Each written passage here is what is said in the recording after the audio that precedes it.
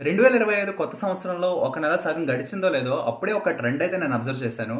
ఏంటో అందరూ భార్యల మీద పడ్డట్టు అనిపిస్తుంది. భార్యల మీద పడ్డం అంటే తప్పుడు మీనింగ్ ఏం కాదు. మ్యాటర్ ఏంటంటే ముందు మీ అందరికీ తెలిసే ఉంటుంది.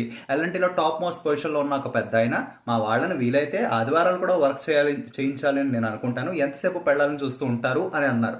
ఆ తర్వాత అది చాలా పెద్ద కాంట్రవర్సీ అయింది. ఆయన చాలామంది విమర్శించారు.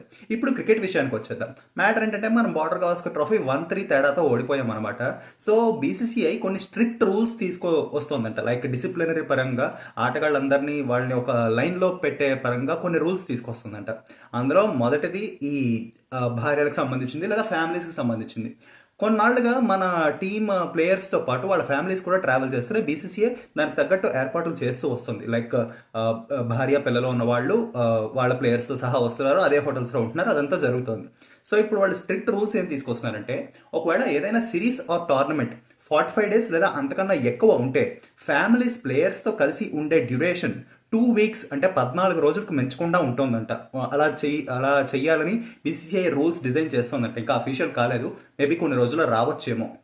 అండ్ 45 డేస్ కన్నా తక్కువ ఉన్న సిరీస్లు వాటికి మేబీ ఇంకా వారమే ఉండొచ్చేమో ఫ్యామిలీస్ ప్లేయర్స్తో పాటు. సో ఇలాంటి స్ట్రిక్ట్ రూల్స్ అయితే తీసుకొస్తుంది. లైక్ ఒక్క సిరీస్ విక్టరీ వల్ల ఇన్ని వస్తున్నాయి అని. అంటే ఒక రకంగా ఈ రూల్ ఎందుకు వస్తుందంటే, మేబీ టీమ్ కల్చర్ తగ్గిందేమో అని కొన్ని సోర్సెస్ ద్వారా వార్తలు వినిపిస్తున్నాయి. లైక్ సూపర్ స్టార్ కల్చర్ ఎక్కువైపోయింది. ఆ సూపర్ స్టార్ కల్చర్ పట్ల హెడ్ కోచ్ గౌతమ్ గంభీర్ సాటిస్ఫాక్టరీగా లేడు, ఆనందంగా లేడు అని కొన్ని రూమర్స్ వినిపిస్తున్నాయి. And at the same time ఇది ఎంతవరకు నిజమో తెలియదు, కానీ గౌతమ్ గంభీర్ పనితీరు పట్ల కొంతమంది ప్లేయర్స్లో డిస్సాటిస్ఫాక్షన్ ఉంది. లైక్ తను ఆపరేట్ చేసే విధానం పట్ల కొంతమంది ప్లేయర్స్లో డిస్సాటిస్ఫాక్షన్ ఉందని కూడా రిపోర్ట్స్ వినిపిస్తున్నాయి. ఇదంతా చూస్తుంటే నాకు ఎందుకో చాలా నాస్టాలజిక్ ఫీల్ వస్తుంది. లైక్ డేజావు, నాస్టాలజిక్ కాదు డేజావు. అప్పుడు అనిల్ కుంబ్లే విషయంలో కూడా ఇలాగే జరిగింది. తను ఎక్కువ కాలం కోచ్గా ఉండలేదు. మరి ఇప్పుడు ఏమవుతుందో.